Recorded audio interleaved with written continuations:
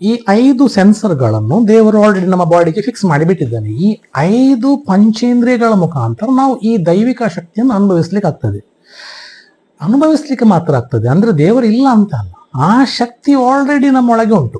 ಅಂದ್ರೆ ಏನು ನಾವು ಆಧ್ಯಾತ್ಮ ಅಂತ ಹೇಳ್ತೇವೆ, ಏನು ಉಪನಿಷತ್ಗಳಲ್ಲಿ ಅಥವಾ ಏನು ನಮ್ಮ ಬ್ರಹ್ಮಸೂತ್ರಗಳಂತಹ ಆ ಒಂದು ಪವಿತ್ರ ಗ್ರಂಥದಲ್ಲಿ ಏನು ಉಲ್ಲೇಖ ಆಗಿದೆ ನೋಡಿ, ಉಪನಿಷತ್ ಇದರಲ್ಲೆಲ್ಲ ಬರ್ತದೆ, ತುಂಬಾ ವಿಷಯಗಳಿವೆ, ಎಲ್ಲ ನಾನು ಹೇಳ್ತಾ ಬರ್ತೇನೆ ಮುಂದಕ್ಕೆ. ಏನಿದೆ ಅದನ್ನು ಈಗ ಸೈನ್ಸ್ ಅಲ್ಲಿ, ಕ್ವಾಂಟಮ್ ಫಿಸಿಕ್ಸ್ ಅಲ್ಲಿ ಪ್ರೂವ್ ಮಾಡ್ತಾ ಇದ್ದಾರೆ. ಇದು ಹೀಗೆ ಅಂತೇಳಿ. ಯಾವಾಗ ನಮ್ಮ ನಿದ್ದೆ ಬಿಡ್ತದೆ ನೋಡಿ, ಬೆಳಿಗ್ಗೆ 5 ಗಂಟೆ 6 ಗಂಟೆಗೆ, ಆಗ ನನಗೆಲ್ಲ ಗೊತ್ತಾಗ್ಲಿಕ್ಕೆ ಶುರು ಆಗ್ತದೆ. ನಾನು ಸುರೇಶ್, ನಾನು ಬ್ಯಾಂಕಿನ ಮ್ಯಾನೇಜರ್, ನನ್ನ ಹತ್ರ ಇಷ್ಟು ಕಾರ್ ಉಂಟು, ನನ್ನ ಹತ್ರ ಇಷ್ಟು ದುಡ್ಡು ಉಂಟು, ನನಗೆ ಎಷ್ಟು ಇನ್ಫ್ಲೂಯೆನ್ಸ್ ಉಂಟು, ಅದು ಇದು ಎಲ್ಲ ನಂತರ ಗೊತ್ತಾಗುವಂತೆ.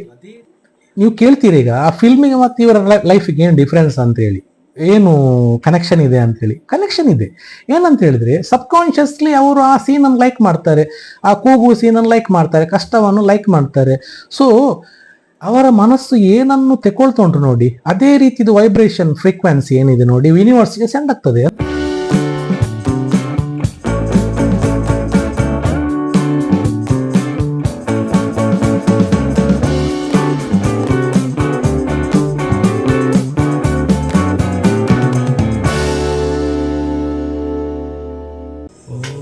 ನಮಸ್ತೆ.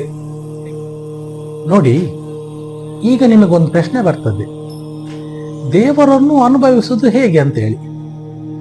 ದೇವರನ್ನು ಅನುಭವಿಸಲಿಕ್ಕೆ ತುಂಬಾ ಮಾರ್ಗಗಳಿವೆ, ಅದರ ಬಗ್ಗೆ ಮುಂದಕ್ಕೆ ಮಾತನಾಡುವ.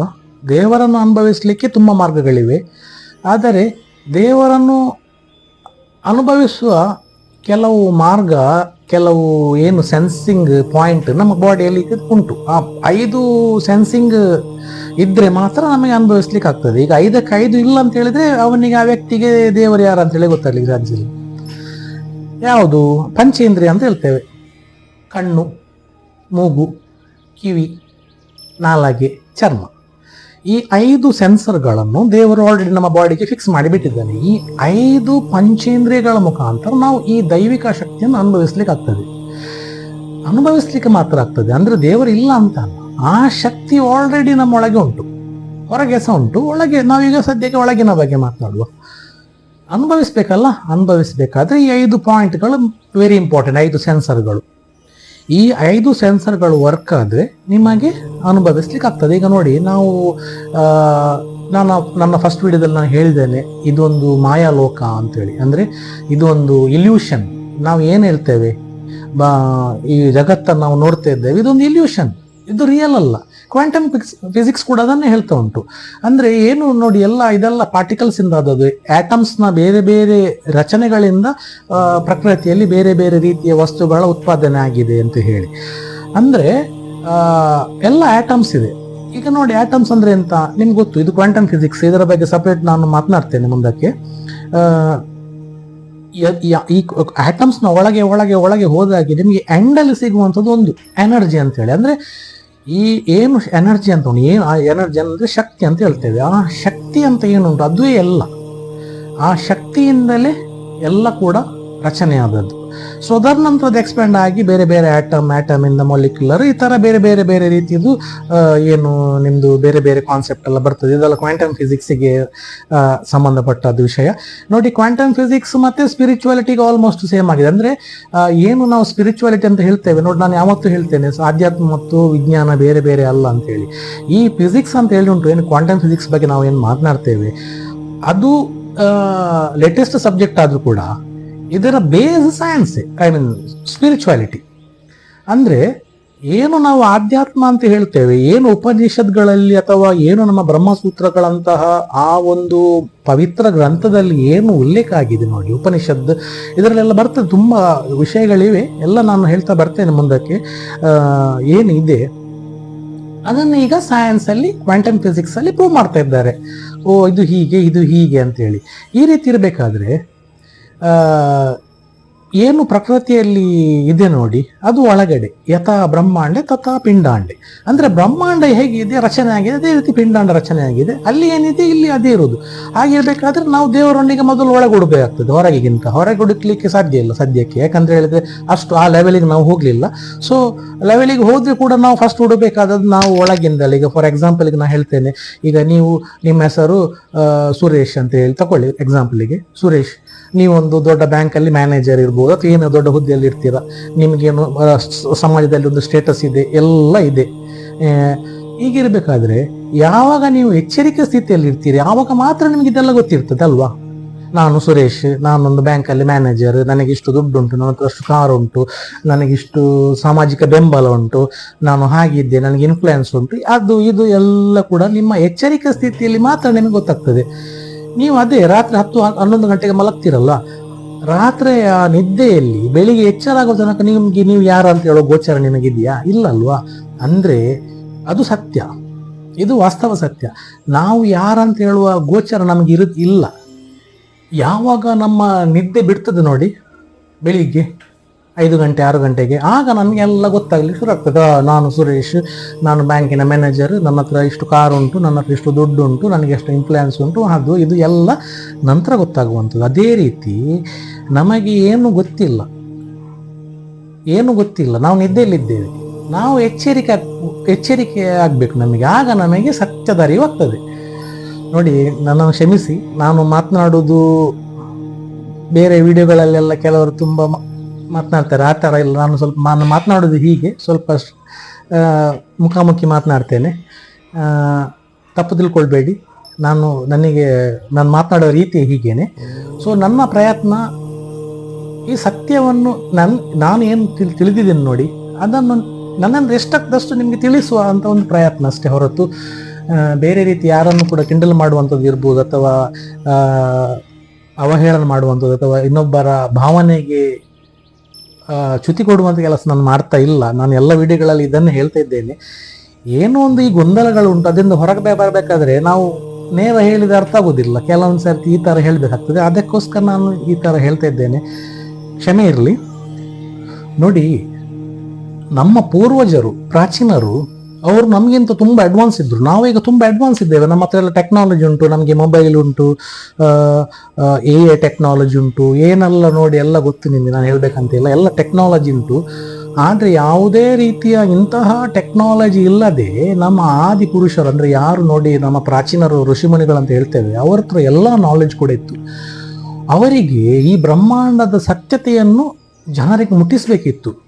ಅದಕ್ಕೆ ಅವರು ಆಗಿನ ಕಾಲದ ಕೆಲವು ತಂತ್ರಜ್ಞಾನಗಳನ್ನು ಉಪಯೋಗಿಸಿ ಅವರು ಈ ದೇವರ ಅಥವಾ ಈ ಆಧ್ಯಾತ್ಮಿಕ ಅಥವಾ ಈ ಏನು ಶಕ್ತಿ ಬ್ರಹ್ಮಾಂಡದಲ್ಲಿದೆ ನೋಡಿ, ಅದನ್ನು ಜನರ ಮುಂದೆ ಇಡಬೇಕಾದ್ರೆ ಕೆಲವು ರೀತಿಯ ಮಾಧ್ಯಮಗಳು ಬೇಕಿತ್ತು. ಅದಕ್ಕೋಸ್ಕರ ಅವರು ಆ ತತ್ವವನ್ನು, ಏನು ಪರತತ್ವ ಅಂತ ಹೇಳ್ತೇವೆ, ಏನು ಆ ಆದಿ ಶಕ್ತಿ ಇದೆ, ಆ ಶಕ್ತಿಯ ಬಗ್ಗೆ ಜನರಿಗೆ ಮುಟ್ಟಿಸ್ಲಿಕ್ಕೆ ನಾನಾ ರೀತಿಯ ಕಥೆಗಳನ್ನು ಅವರು ಸೃಷ್ಟಿ ಮಾಡ್ತಾರೆ. ಅದನ್ನೇ ಪುರಾಣಗಳ ಅಂತೇಳಿ ನಾವು ತಗೊಳ್ಬೋದು. ಈಗ ನಾನು ಹೇಳಿದ್ದೇನೆ, ಈ ಪುರಾಣ ಮತ್ತು ಇದರ ಬಗ್ಗೆ ನಾನು ಸಪ್ರೇಟ್ ವಿಡಿಯೋ ಮಾಡ್ತೇನೆ ಮುಂದಕ್ಕೆ. ನೋಡಿ, ಪುರಾಣ ಅಂತ ಹೇಳ್ತೇವೆ, ಪುರಾತೀತಿ ನಯ ಅಂತ ಹೇಳಿದರೆ ನೋಡಿ, ಅದು ಎಷ್ಟು ಹಳತ್ತಾದರೂ ಕೂಡ ಅದು ಹೊಸತ್ತೆ. ಅಂದರೆ ಕತೆ, ಪುರಾಣ ಅಂತ ಹೇಳಿದರೆ ಕತೆ. ಯಾವ ಕತೆ? ಸುಮ್ಮನೆ ಯಾವುದೋ ಒಂದು ಕಾಮಿಡಿ ಕತೆ ಅಲ್ಲ. ಏನು ಈ ಪ್ರಕೃತಿದು ಬ್ರಹ್ಮಾಂಡದ ಶಕ್ತಿ ಉಂಟಾ, ಆ ಶಕ್ತಿಯ ಬಗ್ಗೆ ಜನರಿಗೆ ತಿಳಿಸ್ಬೇಕಿತ್ತು. ಅದಕ್ಕೆ ಅವರು ಆ ಶಕ್ತಿಯನ್ನು ತಿಳಿಸ್ಲಿಕ್ಕೆ ಯಾವುದೋ ಒಂದು ಪಾತ್ರಗಳನ್ನು ಮುಂದೆ ಇಟ್ಟು ಅವನ್ನು ಆ ಕಥೆಗಳ ಮುಖಾಂತರ ಜನರಿಗೆ ತಲುಪಿಸುವಂತಹ ಒಂದು ಮಾರ್ಗವನ್ನು ಅಥವಾ ಕತೆ ಪುರಾಣಗಳನ್ನು ಮುಖಾಂತರ ಅವರು ತಿಳಿಸುವಂಥ ಪ್ರಯತ್ನಗಳನ್ನು ಮಾಡಿದ್ದಾರೆ. ನೋಡಿ, ಕಥೆಗಳಲ್ಲಿ ಇಂದ್ರದೇವ ಅಂತೇಳಿ ಬರ್ತಾರೆ. ಇಂದ್ರದೇವ ಅಂದರೆ ಯಾರು? ಇಂದ್ರದೇವ ಅಂತ ಹೇಳಿದರೆ ಇಂದ್ರಿಯ ಅಂದರೆ ಅಂತ. ಇಂದ್ರಿಯ ಅಂತ ಹೇಳಿದರೆ ನಮ್ಮ ಪಂಚೇಂದ್ರಿಯಗಳು, ಯಾವುದೆಲ್ಲ ಹೇಳಿದೆ, ಸೆನ್ಸಿಂಗ್ಸ್, ಏನು ನಮ್ಮ 5 ಪಂಚೇಂದ್ರಿಯಗಳಿವೆ. ಇದು ಇಂದ್ರಿಯಗಳು. ಈ ಇಂದ್ರಿಯಗಳ ಒಡೆ ಅಂದರೆ ರಾಜ. ಯಾರು ರಾಜ? ಮನಸ್ಸು. ನಾವು ಅದನ್ನು ಸುಪ್ತ ಮನಸ್ಸು ಅಂತ ಹೇಳ್ಬೋದು, ಸಬ್ಕಾನ್ಷಿಯಸ್ ಮೈಂಡ್ ಕೂಡ ಅಂತ ಹೇಳ್ಬೋದು. ಅಂದರೆ ಅದನ್ನು ನಮ್ಮ ಕಥೆಗಳಲ್ಲಿ ಒಂದು ಸಿಂಬಾಲಿಕ್ ಆಗಿ ಇಂದ್ರ ಅಂತ ಹೇಳ್ತಾರೆ, ಇಂದ್ರ ರಾಜ ಅಂತ ಹೇಳ್ತಾರೆ. ಅಂದರೆ ಇಂದ್ರ ರಾಜ ಅಂದರೆ ನಮ್ಮ ಸುಪ್ತ ಮನಸ್ಸನ್ನೇ ಅವರು ನಮ್ಮ ದೇಹದಲ್ಲಿ ನೋಡಿ. ಯೋಗದಲ್ಲಿ ಏನು ಬರ್ತದೆ ಅಂತ ಹೇಳಿದರೆ, ಏನು ದೈಹಿಕವಾಗಿ ನಡೀತಾ ಉಂಟಾ. ಈಗ ದೇವಿ ಮಹಾತ್ಮ ಕಥೆಯಲ್ಲಿ ಚಂಡಮುಂಡ ವಧೆ ಆಗ್ತದೆ, ಇದೆಲ್ಲ ಏನು ಗೊತ್ತಾ ನಿಮಗೆ, ಇದು ಏನು ಹೊರಗೆ ನಡೆದಂಥ ಕಥೆಗಳಲ್ಲ. ಇದೆಲ್ಲ ಆಲ್ರೆಡಿ ನಮ್ಮ ಬಾಡಿ ಒಳಗೆ ನಡೆಯುತ್ತಿರುವಂಥ ಕಥೆಗಳನ್ನೇ ಅವರು ಸಿಂಬಾಲಿಕ್ ಆಗಿ ಕಥೆಯ ಮುಖಾಂತರ ಹೊರಗಿಡುವಂಥ ಪ್ರಯತ್ನಗಳನ್ನು ನಮ್ಮ ಪೂರ್ವಜರು ಮಾಡಿದ್ದಾರೆ. ನಾವು ಏನು ಮಾಡಿದ್ದೇವೆ ಅಂತ ಹೇಳಿದ್ರೆ ಆ ಕಥೆಯನ್ನೇ ಅಲ್ಟಿಮೇಟ್ ಆಗಿ ತಗೊಂಡಿದ್ದೇವೆ. ಆ್ಯಕ್ಚುಲಿ ಕತೆ ಅದು ನಮಗೆ ಅರ್ಥ ಮಾಡ್ಲಿಕ್ಕೆ ಇರುವಂಥ ಒಂದು ಮಾರ್ಗ ಅಷ್ಟೇ. ಅದನ್ನು ನಾವು ಅರ್ಥ ಮಾಡುವ ಬದಲು ಅದರ ಕಥೆಯನ್ನೇ ರಿಯಾಲಿಟಿಯಾಗಿ ತಗೊಂಡಿದ್ದೇವೆ. ಸೊ ತೊಂದರೆ ಏನಿಲ್ಲ, ತಪ್ಪಿಲ್ಲ ಅದರಲ್ಲಿ. ಬಟ್ ನೀವು ಸತ್ಯವನ್ನು ಅರ್ಥ ಮಾಡ್ಕೊಳ್ಬೇಕಂತ ಹೇಳಿ ಮಾತ್ರ. ನೋಡಿ, ಈಗ ಇಂದ್ರಿಯಗಳ ರಾಜ್ಯ, ಈ ಸೂಕ್ತ ಮನಸ್ಸನ್ನೇ ಇಂದ್ರಿಯಗಳ ರಾಜ್ಯ, ಇಂದ್ರ ರಾಜ ಅಂತ ಹೇಳ್ತೇವೆ. ಅರ್ಥ ಆಯ್ತಾ? ಈ ಸೂಕ್ತ, ಯಾಕಂದ್ರೆ ಈ ಎಲ್ಲ ಸೆನ್ಸರ್ಗಳ ಕಂಟ್ರೋಲ್ ಇರೋದು ಆ ಮನಸ್ಸಿನಲ್ಲಿ, ಆ ಸೂಕ್ತ ಮನಸ್ಸಿನಲ್ಲಿ. ಅದು ಕಂಟ್ರೋಲನ್ನು ಆಕ್ಸೆಪ್ಟ್ ಮಾಡಿ ಅದಕ್ಕೆ ಬೇಕಾದ ಪ್ರೊಸೆಸ್ ಅಂತ ಮಾಡುವಂಥದ್ದು. ನಮ್ಮ ಕಥೆಗಳಲ್ಲಿ ಬರುವಂಥ ಇಂದ್ರನ ಕಥೆ ಕೂಡ ಅದೇ ರೀತಿ. ಸೊ ಈ ಪರತತ್ವದ ಏನು ಒಂದು ವಿಷಯ ಉಂಟು ನೋಡಿ, ಪರತತ್ವವನ್ನು ವಿವರಿಸಬೇಕಿತ್ತು, ಜನರಿಗೆ ಮುಟ್ಟಿಸಬೇಕಿತ್ತು. ಅದಕ್ಕೆ ಕೆಲವು ಕಥೆಗಳನ್ನು, ಆ ಕಥೆಗಳಿಗೆ ಕೆಲವು ಪಾತ್ರಗಳನ್ನು ತಗೊಂಡಿದ್ದಾರೆ. ಆ ಪಾತ್ರಗಳಲ್ಲಿ ಬೇರೆ ಬೇರೆ ರೀತಿಯ ಮುಖ್ಯ ಪಾತ್ರಗಳು ಬರ್ತವೆ. ಇದೆಲ್ಲ ನಾನು ಮುಂದೆ ಕೇಳ್ತೇನೆ. ಈಗಲೂ ಹೇಳಿದ್ರೆ ಮತ್ತೆ ನೀವು ನನ್ನ ಮೇಲೆ ಕೋಪ ಮಾಡ್ತೀರಿ, ಯಾಕಂತ ಹೇಳಿದ್ರೆ ಇವನೆಂತ ಮಾತನಾಡ್ತಾನೆ ಅಂತೇಳಿ. ಹಾಗೇನಿಲ್ಲ, ನೀವು ಅರ್ಥ ಮಾಡಬೇಕಾದ್ರೆ ನಾನು ಸ್ಟೆಪ್ ಬೈ ಸ್ಟೆಪ್ ಬರಬೇಕಾಗ್ತದೆ. ಸೊ ಆ ಪಾತ್ರಗಳ ಬಗ್ಗೆ ಮುಂಚೆ ನಾನು ಮುಂದಕ್ಕೆ ಹೇಳ್ತೇನೆ. So very simple. ಈಗ ನೋಡಿ, ನಮ್ಮ ಸಬ್ಕಾನ್ಷಿಯಸ್ ಮೈಂಡ್ ಅಂತ ನಾವು ಹೇಳ್ತೇವೆ. ಈ ಸಬ್ಕಾನ್ಷಿಯಸ್ ಮೈಂಡ್ ಅಂದರೆ ಈ ಸೂಕ್ತ ಮನಸ್ಸು, ಅಂದರೆ ಉಪಪ್ರಜ್ಞೆ ಅಂತ ನಾವೇನು ಹೇಳ್ತೇವೆ, ಪ್ರಜ್ಞೆ ಅಲ್ಲ ಉಪಪ್ರಜ್ಞೆ, ಸುಪ್ತ ಮನಸ್ಸು, ಇದು ಎಲ್ಲದಕ್ಕೂ ಕಾರಣ. ಏನೆಲ್ಲ ಆಗ್ತಾ ಉಂಟು ಈಗ ನಮ್ಮ ಜೀವನದಲ್ಲಿ, ಒಳ್ಳೆಯದಿರಲಿ ಕೆಟ್ಟದಿರಲಿ, ಎಲ್ಲದಕ್ಕೂ ಕಾರಣ ಇದುವೇ. ಇದನ್ನೇ ನೀವು ಈಗಾಗಲೇ ನಿಮ್ಮ ಯೂಟ್ಯೂಬ್ನಲ್ಲಿ ಅಥವಾ ಬೇರೆ ಬೇರೆ ರೀತಿ ವೆಬಿನಾರ್ಗಳು ಅಥವಾ ಕೆಲವು ಮೆಂಟಲಿಸ್ಟ್ನವರು ಅಥವಾ ಯಾವುದು ಸೈಕ್ಯಾಟ್ರಿಸ್ಟ್, ಎಲ್ಲರೂ ತುಂಬ ಮಂದಿ ದೊಡ್ಡ ಸಾಧಕರು ಏನಿದ್ದಾರೆ ನೋಡಿ, ಅವರು ನಿಮಗೆ ಇದರ ಬಗ್ಗೆ ಈಗ ಆಲ್ರೆಡಿ ಫೀಡ್ ಮಾಡ್ತಾ ಇದ್ದಾರೆ. ಕೆಲವರು ಇಂಥ ಕೋರ್ಸ್ಗಳಿಗೆ ಜಾಯಿನ್ ಆಗಿ ಕಲ್ತಿದ್ದೀರಿ. ಸೊ ಕೆಲವರಿಗೆ ಗೊತ್ತಿದೆ, ಕೆಲವರಿಗೆ ಗೊತ್ತಿಲ್ಲ. ಗೊತ್ತಿದ್ದವರಿಗೆ ಗೊತ್ತಿದೆ, ಗೊತ್ತಿಲ್ಲದವರಿಗೆ ಅರ್ಥ ಮಾಡ್ಕೊಳ್ಳಿ. ಈ ಸಬ್ಕಾನ್ಷಿಯಸ್ ಮೈಂಡ್ ಅಂತ ಏನು ನಾವು ಹೇಳ್ತಿದ್ದೇವೆ, ಇದುವೇ ಅಲ್ಟಿಮೇಟ್. ಇದುವೇ ಎಲ್ಲವ ನಡೆಸ್ತಾ ಉಂಟು. ನಿಮ್ಮ ಮನಸ್ಸೇ ನಿಮ್ಮನ್ನು ಎಲ್ಲ ರೀತಿಯ ಆಟವನ್ನು ಆಡಿಸ್ತದೆ. ನಿಮ್ಮನ್ನು ಒಳ್ಳೆಯದಿರಲಿ ಕೆಟ್ಟದಿರಲಿ, ನೀವು ಒಂದು ಉತ್ತಮ ವ್ಯಕ್ತಿ ಆಗ್ಲಿಕ್ಕೆ ಕಾರಣ ಆ ಮನಸ್ಸೇ, ಕೆಟ್ಟ ವ್ಯಕ್ತಿ ಆಗ್ಲಿಕ್ಕೂ ಕಾರಣ ಅದೇ ಮನಸ್ಸು. ಅರ್ಥ ಆಯ್ತಾ? ದೇವರು ಉಂಟಂತ ಹೇಳಲಿಕ್ಕೆ ಅದೇ ಮನಸ್ಸು, ಇಲ್ಲ ಅಂತ ಹೇಳಲಿಕ್ಕೆ ಅದೇ ಮನಸ್ಸು. ಅಂದರೆ ಎಲ್ಲ ಕೂಡ ಆಗುವುದು ಅಲ್ಲಿ, ಅದೇ ಒಂದು ಪಾಯಿಂಟಲ್ಲಿ. ಸೊ ಇದು ಒಂದು ಅಲ್ಟಿಮೇಟ್ ಸೋರ್ಸ್ ಅಂತ ಹೇಳ್ಬೋದು. ಅಲ್ಲಿಂದ ನಾವು ಎಲ್ಲ ಸಹ ಸ್ಟಾರ್ಟ್ ಆಗ್ತದೆ. ಏನೆಲ್ಲ ನಮ್ಮದು ಜೀವನದಲ್ಲಿ ನಡೀತು ನೋಡಿ, ಎಲ್ಲದರ ಬೇಸದ ಹೇಳ್ಬೋದು ನಾವು ಒಂದು ಮೇಲಿಂದ ಒಂದು ಮಾತಲ್ಲಿ. ಯಾಕೆಂದರೆ ಸೂಕ್ತ ಮನಸ್ಸಿನಲ್ಲಿರುವಂತಹ ವಿಚಾರಗಳೇ ನಮಗೆ ಅದು ಎಕ್ಸ್ಪೋಜರ್ ಆಗೋದು. ನೋಡಿ, ನಾವು ಈ ಉಪಪ್ರಜ್ಞೆ ಅಥವಾ ಸಬ್ಕಾನ್ಷಿಯಸ್ ಮೈಂಡ್ ಅಂತ ಏನು ಹೇಳ್ತೇವೆ ನೋಡಿ, ಅದೇನು ಒಂದು ವಸ್ತು ಏನಲ್ಲ. ಅದೇನು ನಮ್ಮ ಕಣ್ಣಿಗೆ ಕಾಣಿಸುವಂಥ ಒಂದು ವಸ್ತು ಯಾವುದು ಮೆದುಳಲ್ಲಿ ಇಲ್ಲ. ಅದೊಂಥರ ಮಾಯ ಅಂತ ಹೇಳ್ಬೋದು. ಅದನ್ನು ಬೇರೆ ಬೇರೆಯವರು ಬೇರೆ ಬೇರೆ ರೀತಿಯಲ್ಲಿ ಹೇಳ್ತಾರೆ. ಆದರೆ ಅಲ್ಟಿಮೇಟ್ ಆಗಿ ಈಗ ಸಬ್ಕಾನ್ಷಿಯಸ್ ಅಂತ ಹೇಳಿದರೆ ಆ ಒಂದು ಮನಸ್ಸು ಒಂದು ಚಿಕ್ಕ ಮಗುವಿನ ಥರ ಇರ್ತದೆ. ಅದು ಅಂದರೆ ಒಂದು ಚಿಕ್ಕ ಮಗು ಹೇಗಿರ್ತದೆ ನೋಡಿ, ಅದಕ್ಕೆ ಏನು ಗೊತ್ತಿರೋದಿಲ್ಲ.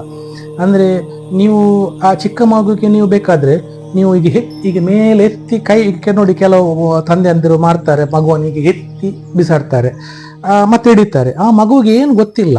ಅಂದರೆ ಅದು ಮೇಲೆ ಎತ್ತಿ ಬಿಸಾಡಬೇಕಾದ್ರೆ ಅದು ನೆಗಡ್ತಾ ಇರ್ತದೆ ಅಲ್ವಾ. ಅಂದರೆ ಅದಕ್ಕೆ ಆ ಭಯ ಇಲ್ಲ ಇವರು, ಯಾಕೆಂದರೆ ಅದು ತಾರ್ಕಿಕ ಮನಸ್ಸು ಅಲ್ಲಿರಲಿಲ್ಲ. ಅಂದರೆ ನೀವು ಅಲ್ಲಿ ಅರ್ಥ ಮಾಡ್ಕೊಳ್ಬೇಕು. ಅಂದರೆ ಈಗ ನೋಡಿ, ಈಗ ನಮ್ಮನ್ನು ಯಾರಾದ್ರು ಎತ್ತಿದ್ರೆ ನಮ್ಗೊಮ್ಮೆ ಈಗ ಭಯ ಪಡ್ತೇವೆ. ಏಕೆ ಭಯ ಪಡ್ತೇವೆ? ನಾವು ಹಿಡಿತಾನೆ ಇಲ್ವಾ, ನಾವು ಬಿದ್ದರೆ ತಾಗ್ತದೆ ಏನೋ, ಎತ್ತಿ ಬಿಸಾಡಬೇಕಾದ್ರೆ ಇದೆಲ್ಲ ಆಲೋಚನೆ ನಮ್ಮ ತಲೆಗೆ ಬಂದಾಗ್ತದೆ. ಆದರೆ ಅದೇ ಒಂದು ಆ ಮಗುವನಿಗೆ ಎತ್ತಿ ಹಿಡಿತಾರಲ್ಲ, ಎತ್ತಬೇಕಾದ್ರೆ ಆ ಮಗು ನೆಗಡ್ತಾ ಇರ್ತದೆ ಅಲ್ವಾ. ಯಾಕೆ? ಅದಕ್ಕೆ ಅದು ಏನು ಗೊತ್ತಿಲ್ಲ. ಅದಕ್ಕೆ ಅವನು ಕೈ ಬಿಡ್ತಾನ, ಹಿಡಿತಾನ ಇಲ್ವಾ, ಏನು ಗೊತ್ತಿಲ್ಲ. ಅದು ಮುಗ್ಧ. ಸೊ ಅದೇ ರೀತಿ ಸಬ್ಕಾನ್ಷಿಯಸ್ ಮೈಂಡ್ ಅಂತ ಹೇಳೋದು ಕೂಡ ಅದೇ ರೀತಿ. ಅದಕ್ಕೆ ಏನು ಕೂಡ ಗೊತ್ತಿಲ್ಲ. ನೀವು ಏನನ್ನು ಫೀಡ್ ಮಾಡ್ತೀರಾ ಅದೇ ಅದಕ್ಕೆ ಗೊತ್ತಿರೋದು. ನೀವು ತಪ್ಪನ್ನು ಫೀಡ್ ಮಾಡಿದರೆ ಅದಕ್ಕೆ ಅದು ಸತ್ಯ ಅಂತ ತಗೊಳ್ತದೆ, ಅದು ತಪ್ಪನ್ನೇ ಮತ್ತೆ ರಿಪೀಟ್ ಮಾಡ್ತದೆ. ಈಗ ಕೆಲವರಲ್ಲಿ ದುರ್ಗುಣಗಳಿವೆ, ಕೆಲವರುಗಳಿಗೆ ಒಳ್ಳೆ ಗುಣಗಳಿವೆ. ಇದೆಲ್ಲ ಸಬ್ಕಾನ್ಷಿಯಸ್ ಮೈಂಡಲ್ಲಿ ಫೀಡ್ ಆದಂಥ ವಿಷಯ. ಚಿಕ್ಕಿರಬೇಕಾದ್ರೆ ನೋಡಿ, ಸಾಧಾರಣ ಚಿಕ್ಕ ಮಗು 1ರಿಂದ 7-8 ವರ್ಷ ತನಕ ಆ ಸಬ್ಕಾನ್ಷಿಯಸ್ ಮೈಂಡಲ್ಲಿ ಏನೆಲ್ಲ ಫೀಡ್ ಆಗ್ತದೆ ನೋಡಿ, ಅದೆಲ್ಲ ಅದು ಪರ್ಮನೆಂಟ್ ಆಗಿರ್ತದೆ. ಅಂದರೆ ಚಿಕ್ಕ ಪ್ರಾಯದಲ್ಲಿ ಪಟ್ಟ ಭಯ, ಅಥವಾ ಏನಾದರೂ ಒಂದು ಇನ್ಸಿಡೆಂಟ್ ನಡೆದ್ರೆ ಅದು ಆ ಸಬ್ಕಾನ್ಷಿಯಸ್ ಮೈಂಡಲ್ಲಿ ಫೀಡ್ ಆಗಿದ್ದರೆ ಅದು ನಂತರ ರಿಫ್ಲೆಕ್ಟ್ ಆಗೋದು ದೊಡ್ಡದಾದ ಮೇಲೆ. ಸೊ ಒಂದು ವ್ಯಕ್ತಿಯ ಆ ಬಿಹೇವಿಯರ್ಗೆ ಮೂಲ ಕಾರಣ ಆ ಚಿಕ್ಕ ಪ್ರಾಯದಲ್ಲಿ ಏನು ನಡೆದಿದೆ ನೋಡಿ, ಅದು ಚಿಕ್ಕ ಪ್ರಾಯ ಅಂತಲ್ಲ, ಇವನ್ ದೊಡ್ಡದಾದ ಮೇಲೆ ಕೂಡ ಏನು ಸಬ್ಕಾನ್ಷಿಯಸ್ ಮೈಂಡ್ ತಗೊಳ್ತದೆ ಅದೇ ನಡೆಯುವುದು. ಬಟ್ ಜಾಸ್ತಿಯಾಗಿ ಚಿಕ್ಕ ಪ್ರಾಯದಲ್ಲಿ, ಸಣ್ಣ ಪ್ರಾಯದಲ್ಲಿ ಏನೆಲ್ಲ ಟ್ರೋಮಗಳಿಗೆಲ್ಲ, ದೊಡ್ಡ ದೊಡ್ಡ ಟ್ರೋಮಗಳಿಗೆ ಕಾರಣ ಇದು ಚಿಕ್ಕ ಪ್ರಾಯದಲ್ಲಿ ಏನು ಇನ್ಸಿಡೆಂಟ್ ನಡೆದಿದೆ ಅದೇ ಮುಂದಕ್ಕೆ ಅದು ದೊಡ್ಡ ಒಂದು ಹೆಮ್ಮರವಾಗಿ ಬೆಳೀತದೆ, ನಂತರ ಅವರಿಗೆ ಟ್ರಬಲ್ ಕೊಡ್ಲಿಕ್ಕೆ ಸ್ಟಾರ್ಟ್ ಮಾಡ್ತದೆ. ಅಂದರೆ ನಾನು ಏನು ಹೇಳಲಿಕ್ಕೆ ಪ್ರಯತ್ನ ಪಡ್ತಿದ್ದೇನೆ ಅಂತ ಹೇಳಿದ್ರೆ, ಏನು ಸಬ್ಕಾನ್ಷಿಯಸ್ ಮೈಂಡ್ ಅಂತ ಉಂಟು ನೋಡಿ, ಅದುವೇ ಎಲ್ಲ. ಸೊ ಈ ಸಬ್ಕಾನ್ಷಿಯಸ್ ಮೈಂಡ್ ಹೇಗೆ, ಯಾವ ರೀತಿ ಸಾಫ್ಟ್ವೇರ್ ಅದಕ್ಕೆ ಬಿದ್ದಿದೆ ಆ ಪ್ರೋಗ್ರಾಮ್, ಆ ವ್ಯಕ್ತಿಯ ಮನಸ್ಸಿಗೆ, ಅದೇ ರೀತಿ ಆ ಒಂದು ರಿಸಲ್ಟ್ ಕೊಡ್ಲಿಕ್ಕೆ ಸ್ಟಾರ್ಟ್ ಮಾಡ್ತಾನೆ. ಸೊ ಈ ಸಬ್ಕಾನ್ಷಿಯಸ್ ಮೈಂಡಿಗೆ ನೀವು ಒಳ್ಳೆಯದನ್ನು ಹೇಳಿಕೊಟ್ರೆ ಒಳ್ಳೆಯದು, ಕೆಟ್ಟದನ್ನು ಹೇಳಿಕೊಟ್ರೆ ಕೆಟ್ಟದ್ದು. ರಿಸಲ್ಟ್ ನೀವು ಯಾವ ರೀತಿ ಫೀಡ್ ಮಾಡಿದ್ದೀರಿ, ಯಾವ ರೀತಿಯ ಪ್ರೋಗ್ರಾಮನ್ನು ಅದಕ್ಕೆ ಇನ್ಸ್ಟಾಲ್ ಮಾಡಿದ್ದೀರಿ, ಅದೇ ರೀತಿದು ಫೀಡ್ಬ್ಯಾಕ್ ನಮಗೆ ಸಿಗ್ತದೆ. ನೋಡಿ, ಫೈನಲ್ ಆಗಿ ಹೇಳಬೇಕಾದ್ರೆ ವೆರಿ ಸಿಂಪಲ್ ಆಗಿ, ಈಗ ಜನರು ಹೇಳ್ತಾರೆ ನಮಗೆ ಕಷ್ಟ ಮುಗಿಲಿಕ್ಕೇನಿಲ್ಲ, ಎಷ್ಟು ಪ್ರಯತ್ನ ಪಟ್ಟರು ಕಷ್ಟ ದೂರ ಆಗ್ತಾ ಇಲ್ಲ. ಯಾಕಂತ ಹೇಳಿದರೆ ಅವರು ಕಷ್ಟವನ್ನು ಎಂಜಾಯ್ ಮಾಡ್ತಾರೆ. ಹೇಗಂತ ಹೇಳಿದರೆ ಅವರಿಗೆ ಕಷ್ಟ ಅಂದರೆ ಇಷ್ಟ. ಅವರು ಜಾಸ್ತಿಯಾಗಿ ಕಷ್ಟಕ್ಕೆ ಅಂದರೆ ದುಃಖ ಪಡುವಂಥದ್ದೇ ವಿಷಯಗಳ ಬಗ್ಗೆ ಅಟ್ರಾಕ್ಟ್ ಆಗ್ತಾ ಇರ್ತಾರೆ. ಅವರು ಎದುರು ತೋರಿಸ್ಕೊಡ್ಲಿಲ್ಲದ್ರೂ ಕೂಡ ನೋಡಿ, ನಾನು ನಿಮ್ಗೊಂದು ಎಕ್ಸಾಂಪಲ್ ಹೇಳ್ತೇನೆ. ನಾನು ಪಬ್ಲಿಕಲ್ಲಿ ಹೇಳುವಾಗಿಲ್ಲ ಇದೆಲ್ಲ, ಅದು ಕೂಡ ಹೇಳ್ತೇನೆ. ನಮ್ಮದು ಒಬ್ಬರು ಪರಿಚಿತರು, ತುಂಬ ಪರಿಚಿತರು, ನನಗೆ ತುಂಬ ಹತ್ತಿರದವರು. ಅವ್ರ ಹತ್ರ ಎಲ್ಲ ಇದೆ, ಒಳ್ಳೆ ಮನೆ ಇದೆ, ಫ್ಯಾಮಿಲಿ ಉಂಟು, ಆಮೇಲೆ ಒಳ್ಳೆ ಲೈಫು ಎಲ್ಲ ಉಂಟು. ಆದರೆ ಅವರಿಗೆ ಕಷ್ಟ ಅಂತ ಹೇಳೋದು ಕಮ್ಮಿ ಆಗೋದಿಲ್ಲ. ಯಾವತ್ತು ನೋಡಿದರೆ ಒಮ್ಮೆ ಈ ಸೈಡ್ ನೋವಾಗ್ತದೆ, ಒಮ್ಮೆ ಈ ಸೈಡ್ ನೋವಾಗ್ತದೆ, ಒಮ್ಮೆ ಹಿಂದೆ ಕಡೆ ನೋವಾಗ್ತದೆ, ಒಮ್ಮೆ ಕೈಕಾಲು ನೋವಾಗ್ತದೆ. ಅದೆಲ್ಲ ಸರಿ ಇದ್ದರೂ ಇನ್ನೊಂದು ಏನೋ ಒಂದು ಸಮಸ್ಯೆ ಇಲ್ಲ, ಸಮಸ್ಯೆಯನ್ನು ಅವರೇ ಸೃಷ್ಟಿ ಮಾಡ್ತಾ ಇದ್ದಾರೆ. ನೋಡಿ, ಇಲ್ಲೊಂದು ವಿಷಯ ಹೇಳ್ತೇನೆ ನಾನು. ಅವರು ಯಾವತ್ತು ಕಷ್ಟವನ್ನು ಎಂಜಾಯ್ ಮಾಡೋದು, ಅವರು ಹೇಳಿಕೊಡೋದಿಲ್ಲ. ಅವರು ನೋಡಿ, ಟಿ ವಿ ಇಟ್ಟರೆ ಕೆಲವು ಓಲ್ಡ್ ಫಿಲ್ಮ್, ನಾನು ಹೆಸರು ಹೇಳೋದಿಲ್ಲ, ಕೆಲವು ನೀವು ನೋಡಿರ್ಬೋದು, ಜಾಸ್ತಿ ನಮ್ಮ ಕನ್ನಡದಲ್ಲಿ ಕೆಲವು ಓಲ್ಡ್ ಫಿಲ್ಮಲ್ಲಿ ಕೆಲವು ಕೂಗುದೇ ಸೀನ್ ಇರ್ತದೆ. ಅಂದರೆ ಒಂದು ಆ್ಯಕ್ಟ್ರೆಸ್ ಇರ್ತಾರೆ, ಅವರಿಗೆ ಕಷ್ಟ ಬರ್ತಾ ಇರ್ತದೆ, ಅವರು ಕೂಗ್ತಾನೇ ಇರ್ತಾರೆ. ಅಂಥ ಸೀನನ್ನೇ ಇವರು ತುಂಬ ಲೈಕ್ ಮಾಡ್ತಾರೆ. ನಾವು ಯಾವತ್ತು ಹೋದರೆ ಅವರ ಮನೆಗೆ ಹೋದಾಗ ಟಿ ವಿ ಮುಂದೆ ಅವರು ಅಂಥ ಮೂವಿಯನ್ನು ಇಟ್ಕೊಂಡು ಕೂತ್ಕೊಂಡಿರ್ತಾರೆ. ಅಂದರೆ ಆ ಸೀನ್ ನಾವು ಯಾವಾಗ ನೋಡ್ಬೇಕಾದ್ರೆ ಅವರ ಟಿ ವಿಯಲ್ಲಿ ಮೂವೀಸ್ ಆಗ್ತಾ ಇರ್ತದೆ, ಮೂವೀಸಲ್ಲಿ ಅದೇ ಒಂದು ಆ್ಯಕ್ಟ್ರೆಸ್ ಇರ್ತಾರೆ, ಮತ್ತು ಸೀನ್ ಕೂಡ ಅದೇ ಇರ್ತದೆ, ಕೂಗುದೆ. ಅದು ಕೂಗಬೇಕಾದ್ರೆ ಇಲ್ಲಿ ಕೂಡ ಇವರು ಕೂಡ ಕೂಗ್ತಾ ಇರ್ತಾರೆ. ಅಂದರೆ ಅವರು ಎಂಜಾಯ್ ಮಾಡ್ತಾ ಇದ್ದಾರೆ, ಆ ಸೀನನ್ನು ಎಂಜಾಯ್ ಮಾಡ್ತಿದ್ದಾರೆ. ಸೊ ಅದು ಏನಾಗ್ತದೆ ಅಂತ ಹೇಳಿದರೆ, ಇಲ್ಲಿ ನೋಡಿ, ನೀವು ಕೇಳ್ತೀರಿ ಈಗ ಆ ಫಿಲ್ಮಿಗೆ ಮತ್ತು ಇವರ ಲೈಫಿಗೆ ಏನು ಡಿಫ್ರೆನ್ಸ್ ಅಂತ ಹೇಳಿ, ಏನು ಕನೆಕ್ಷನ್ ಇದೆ ಅಂತೇಳಿ. ಕನೆಕ್ಷನ್ ಇದೆ. ಏನಂತ ಹೇಳಿದ್ರೆ, ಸಬ್ಕಾನ್ಷಿಯಸ್ಲಿ ಅವರು ಆ ಸೀನನ್ನು ಲೈಕ್ ಮಾಡ್ತಾರೆ, ಆ ಕೂಗು ಸೀನನ್ನು ಲೈಕ್ ಮಾಡ್ತಾರೆ, ಕಷ್ಟವನ್ನು ಲೈಕ್ ಮಾಡ್ತಾರೆ. ಸೊ ಅವರ ಮನಸ್ಸು ಏನನ್ನು ತೆಕೊಳ್ತಾ ಉಂಟು ನೋಡಿ, ಅದೇ ರೀತಿದು ವೈಬ್ರೇಷನ್ ಫ್ರೀಕ್ವೆನ್ಸಿ ಏನಿದೆ ನೋಡಿ ಯೂನಿವರ್ಸ್ಗೆ ಸೆಂಡ್ ಆಗ್ತದೆ. ಅಂದರೆ ಪ್ರಕೃತಿಗೆ ಆ ಒಂದು ಫ್ರೀಕ್ವೆನ್ಸಿ ರಿಲೀಸ್ ಆಗ್ತದೆ ಮೈಂಡಿಂದ. ಈ ಮೈಂಡಿಂದ ರಿಲೀಸ್ ಆಗ್ಬೇಕಾದ್ರೆ ಈ ಪ್ರಕೃತಿ ಏನು ಮಾಡ್ತದೆ, ಇದೆಲ್ಲ ಒಂಥರ ಅಲ್ಗೋರಿಥಮ್ ಥರ ಕೆಲಸ ಮಾಡೋದು ನೋಡಿ. ಅಲ್ಗೋರಿಥಮ್ ಅಂತ ಹೇಳ್ತೇವಲ್ಲ, ಏನು ಅಲ್ಗೋರಿಥಮ್ ಅಂದರೆ ಆಟೋ ಪೈಲಟ್ ಮೋಡ್ ಅಂತೇಳಿ. ಅಂದರೆ ನೀವು ಏನು ಮಾಡಬೇಕಾಗಿಲ್ಲ, ಹೀಗೆ ಆದರೆ ಹೀಗಾಗಬೇಕು, ಹಾಗೆ ಆದರೆ ಹೀಗೆ ಆಗಬೇಕು ಅಂತ ಹೇಳಿ ಒಂದು ಸಿಸ್ಟಮನ್ನು ಅಲ್ಗೋರಿಥಮ್ ಅಂತ ಹೇಳೋದು. ಅದರಷ್ಟಕ್ಕೆ ಅದು ಸಾಲ್ವ್ ಆಗ್ತಾ ಹೋಗ್ತದೆ. ಅಥವಾ ಅದಕ್ಕೆ ಅದೇ ರೀತಿ ನೀವು ಯಾವ ರೀತಿಯಲ್ಲಿ ಮೈಂಡಿಗೆ ಇದು ಫ್ರೀಕ್ವೆನ್ಸಿಯನ್ನು ಜನರೇಟ್ ಮಾಡಿ ಕಳಿಸ್ತಾ ಇರ್ತೀರಿ ನೋಡಿ ಯೂನಿವರ್ಸಿಗೆ, ಅಂದರೆ ಬ್ರಹ್ಮಾಂಡಕ್ಕೆ, ಅದೇ ಅಲ್ಲಿಂದ ರಿಟರ್ನ್ ಬರ್ತಾ ಇರ್ತದೆ ನಮಗೆ. ನೀವು ಒಳ್ಳೆದನ್ನು ಕಳಿಸಿದ್ದಕ್ಕೆ ಒಳ್ಳೇದು ಬರ್ತದೆ, ಕೆಟ್ಟದನ್ನು ಕಳಿಸಿದ್ದಕ್ಕೆ ಕೆಟ್ಟದ್ದು ಬರ್ತದೆ. ಇವರು ಕಾನ್ಷಿಯಸ್ಲಿ ಏನು ಬಯಸ್ತಾ ಇಲ್ಲ, ಸಬ್ಕಾನ್ಷಿಯಸ್ಲಿ ಇವರಿಗೆ ಗೊತ್ತಿಲ್ಲ, ಅದನ್ನು ಎಂಜಾಯ್ ಮಾಡ್ತಿದ್ದಾರೆ. ಆದ ಕಾರಣ ಇವರಿಗೆ ಈ ದುಃಖ ಅಂತ ಹೇಳೋದು ತಪ್ಪುದೇ ಇಲ್ಲ ಇವರೆಲ್ಲ ನಾರ್ಮಲ್ ಲೈಫಲ್ಲಿ. ಒಮ್ಮೆ ಮಗ ಬೈದರೆ ಇನ್ನೊಂದು ದಿವಸ ಮಗಳದ್ದು ಕಿರಿಕಿರಿ ಎಲ್ಲ ಇದೆ. ಆದರೂ ಕೂಡ ಈ ರೀತಿಯ ಅಂದರೆ ಹೇಗೆ ಸೀನಲ್ಲಿ ಅವರು ಕೂಗ್ತಾ ಇರ್ತಾರ ಫಿಲ್ಮಲ್ಲಿ, ಅದನ್ನು ಎಂಜಾಯ್ ಮಾಡಿದ್ದು ಅದೇ ರೀತಿದು ಇನ್ಸಿಡೆಂಟ್ ಇವರ ಜೀವನದಲ್ಲಿ ಕೂಡ ನಡೀತಿರ್ತದೆ. ಇದು ನಾನು ಸುಮಾರು ಒಂದು 5-6 ವರ್ಷಗಳಿಂದ ಗಮನಿಸ್ತಾ ಇದ್ದೇನೆ. ನಾನು ಏನು ಕಲಿತಾ ಬಂದೆ ಅದಕ್ಕೆ ಕೂಡ ಇವರೊಂದು ರೋಲ್ ಮಾಡೆಲ್ ಅಂತ ಹೇಳ್ಬೋದು, ನಾನು ಹೇಳಿದ ಈ ಒಂದು ವ್ಯಕ್ತಿ. ಸೊ ನಾನು ತುಂಬ ಕಂಪೇರ್ ಮಾಡಿ ನೋಡಿದೆ. ಪ್ರಾಕ್ಟಿಕಲ್ ಆಗಿ ಟೆಸ್ಟ್ ಮಾಡಿ ನೋಡಬೇಕಾದ್ರೆ ಏನು ನಮಗೆ ಲೆಸನಲ್ಲೆಲ್ಲ ಬರ್ತದೆ ಟೀಚಿಂಗ್ಸಲ್ಲಿ, ಫ್ರೀಕ್ವೆನ್ಸಿ ಹೇಗೆ ವರ್ಕ್ ಮಾಡ್ತದೆ, ಯೂನಿವರ್ಸ್ ಹೇಗೆ ವರ್ಕ್ ಮಾಡ್ತದೆ, ಇಂಥದ್ದು ತುಂಬ ಕೇಸಸ್ ಇದೆ, ಎಲ್ಲ ಹೇಳ್ತೇನೆ ನಾನು ಮುಂದಕ್ಕೆ. ಈ ಕೇಸ್ ನನಗೆ ನೋಡಿ ಕ್ಲಿಯರ್ ಆಯಿತು. ಏನಂತ ಹೇಳಿದರೆ ಇಲ್ಲ, ಇದು ಹೇಗೆ ಯೂನಿವರ್ಸ್ ವರ್ಕ್ ಮಾಡ್ತದೆ ಅಂತೇಳಿ ಇದೇ ರೀತಿ ಇವರತ್ರ ಎಲ್ಲ ಕೂಡ ಇದೆ. ಐಷಾರಾಮಿ ಜೀವನ ಉಂಟು, ಎಲ್ಲ ಉಂಟು, ಆದರೆ ಕಷ್ಟ ಮುಗೀತಿಲ್ಲ, ರೋಗ ಮುಗೀತಿಲ್ಲ. ಕಾರಣ ಏನು? ಕಾರಣ ಇದ್ವಿ. ಕಾರಣ ಇವರು ಅದನ್ನು ಎಂಜಾಯ್ ಮಾಡ್ತಿದ್ದಾರೆ, ಕಷ್ಟವನ್ನು ಎಂಜಾಯ್ ಮಾಡ್ತಿದ್ದಾರೆ. ಆದ ಕಾರಣ ಅದೇ ಏನು ಕಷ್ಟ ಉಂಟು ಆ ಫ್ರೀಕ್ವೆನ್ಸಿ ಅವರಿಗೆ ರಿಟರ್ನ್ ಬರ್ತಾ ಉಂಟು. ಅವರು ಏನು ಫ್ರೀಕ್ವೆನ್ಸಿಯನ್ನು ಯೂನಿವರ್ಸಿಟಿ ಕಳಿಸ್ತಾರ ಅದೇ ಅವರಿಗೆ ರಿಟರ್ನ್ ಆಗಿ ಬರ್ತದೆ. ಬಂದಾಗ ಅವರ ಜೀವನದಲ್ಲಿ ಕೂಡ ಅದೇ ರೀತಿಯ ಸಂದರ್ಭಗಳು ಘಟಿಸ್ತದೆ. ಇದೊಂದು ಚಿಕ್ಕ ಉದಾಹರಣೆ ನಿಮಗೆ ನಾನು ಹೇಳಿದ್ದು. ಯಾಕೆ ನನಗೆ ಕಷ್ಟ ತಪ್ಪಿದ್ದಲ್ಲ, ಕಷ್ಟಗಳು ನನ್ನ ಬೆನ್ನ ಹಿಂದೆ ಸುತ್ತಿರ್ತದೆ, ಯಾಕೆ ನಾನು ಮಾಡಿದ ಯಾವುದೇ ಕೆಲಸ ಕೂಡ ಫಲ ಸಿಗ್ತಾ ಇಲ್ಲ ಅಂತ ಹೇಳುವಂಥ ಪ್ರಶ್ನೆಗಳಿಗೆ ಒಂದು ಚಿಕ್ಕ ಉದಾಹರಣೆಯನ್ನು ನಾನು ಇವತ್ತು ಕೊಟ್ಟದ್ದು. ಇನ್ನು ಮುಂದಕ್ಕೆ ಇದೇ ರೀತಿಯ ವಿಷಯಗಳ ಬಗ್ಗೆ ನಾನು ಹೇಳ್ತಾ ಬರ್ತೇನೆ.